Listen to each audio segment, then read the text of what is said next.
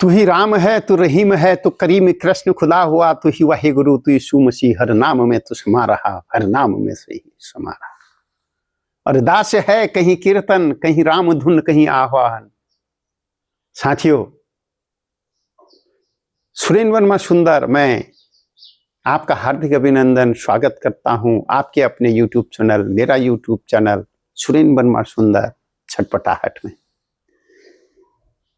साथियों, सर्वधर्म समभाव से आप अनेक वीडियो देख चुके हैं, जिसमें हिंदुओं के प्रमुख धार्मिक स्थल, मुस्लिम धर्म के प्रमुख धार्मिक स्थल और सिख धर्मों की जो धार्मिक स्थलों की यात्रा पर अभी आप हैं।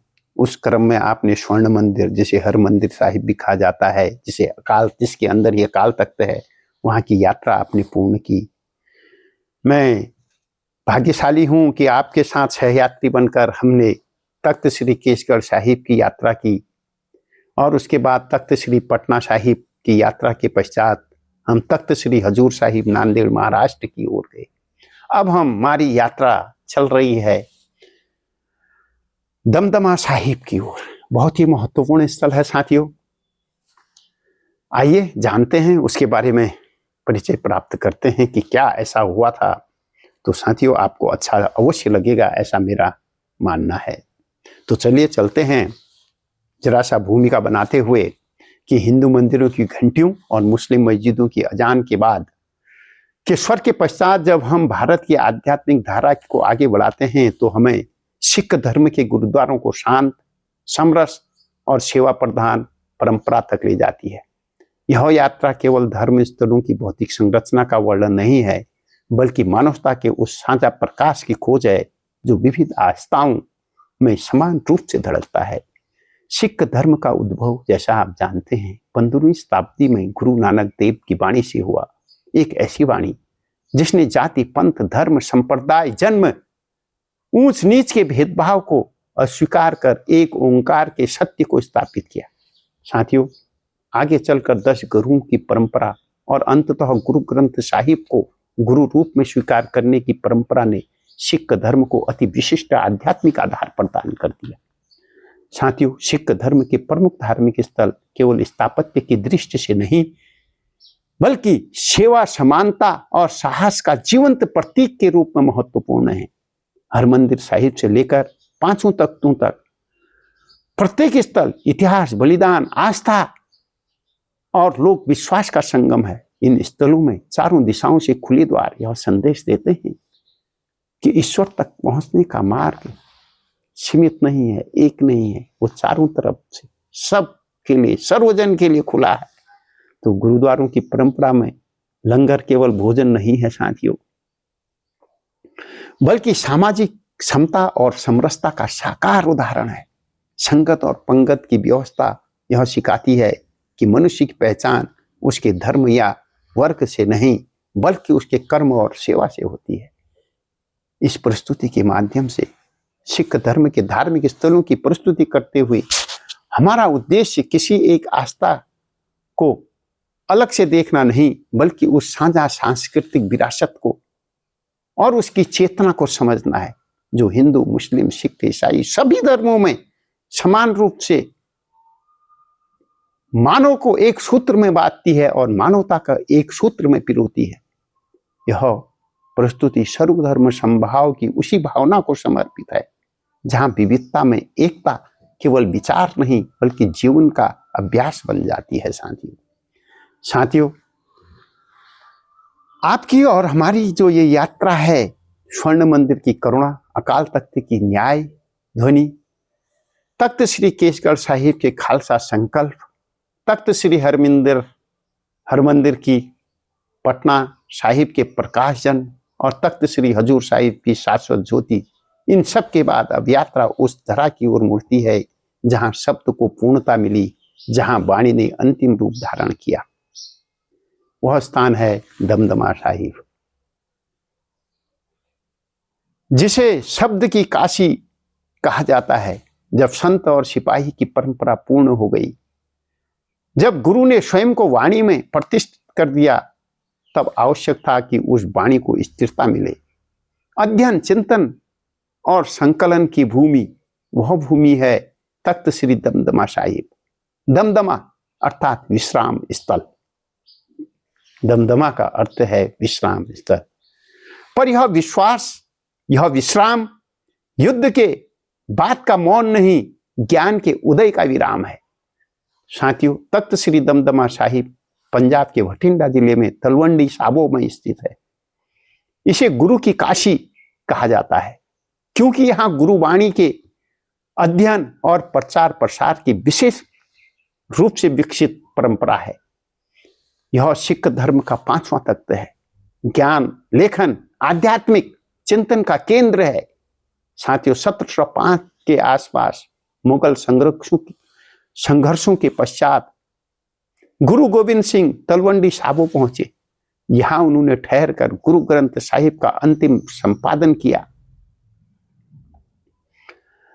उन्होंने अपने पिता गुरु तेग बहादुर की वाणी को इसमें सम्मिलित किया। इस प्रकार यहां ग्रंथ को पूर्ण आध्यात्मिक स्वरूप प्राप्त हुआ। दमदमा साहिब का वर्तमान स्वरूप भव्य और शांतिपूर्ण है। साथियों, सफेद संगमरमर से निर्मित विशाल भवन, स्वर्णिम गुंबद, विस्तृत दीवान हॉल, पवित्र सरोवर, शांत परिवेश जो अध्ययन और ध्यान के अनुकूल है। यहाँ की संरचना अन्य तख्तों की अपेक्षा अधिक संतुलित और साधनात्मक प्रतीत होती है, जैसे ज्ञान का मंदिर। साथियों, गुरु गोविंद सिंह ने यहाँ लगभग 9 महीने निवास किया।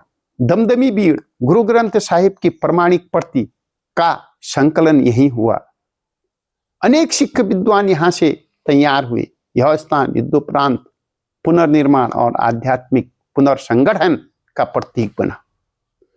साथियों, श्रद्धालु मानते हैं कि यहाँ की वाणी सेवा विशेष फलदायी होती है। यह स्थान विद्या और आध्यात्मिक जागृति का केंद्र माना जाता है। यहाँ पाठ, कथा और गुरुमत अध्ययन की परंपरा विशेष रूप से प्रतिष्ठित है। लोक मान्यता और आस्था इसे गुरु की काशी की संज्ञा देते हैं क्योंकि यहाँ से ज्ञान परंपरा फली और फूली। श्रद्धालु मानते हैं कि यहाँ अध्ययन करने से आध्यात्मिक स्पष्टता मिलती है। बैसाखी और अन्य गुरु पर्वों पर यहाँ विशाल संगत एकत्रित होती है। साथियों, तख्त श्री दमदमा साहिब हमें सिखाता है संघर्ष के बाद ज्ञान आवश्यक है। वाणी ही स्थायी मार्गदर्शक है। विश्राम भी साधना हो सकता है। यहां आकर लगता है साहस के बाद शांति, शांति के बाद अध्ययन और अध्ययन के बाद स्थिरता। अमृतसर में साथियों हमने जाना कि अमृतसर में हमको भक्ति मिली, अकाल तख्त में प्रतिज्ञा मिली, आनंदपुर से हमने साहस सीखा, पटना से प्रकाश मिला, नांदेड़ से शाश्वतता और तलवंडी साबो ने दिया शब्द का अंतिम आलोक। इस प्रकार 5 तख्तों की यात्रा पूर्ण होती है। साथियों, 5 तख्त कौन कौन है उसके बारे में आपने संपूर्ण जानकारी प्राप्त की। स्वर्ण मंदिर परिसर में स्थित अकाल तख्त, दूसरा तख्त श्री केसगढ़ साहिब, तीसरा तख्त श्री पटना साहिब, चौथा तख्त श्री हजूर साहिब नांदेड़ महाराष्ट्र में स्थित है और 5वां दमदमा साहिब। तो करुणा से साहस तक, प्रकाश से शाश्वतता तक और अंततः ज्ञान की स्थिरता तक। साथियों, आपकी और जो हमारी आध्यात्मिक यात्रा थी अब पूर्णता के द्वार पर खड़ी है। यह यात्रा केवल स्थानों की परिक्रमा नहीं थी, यह करुणा, साहस, प्रकाश,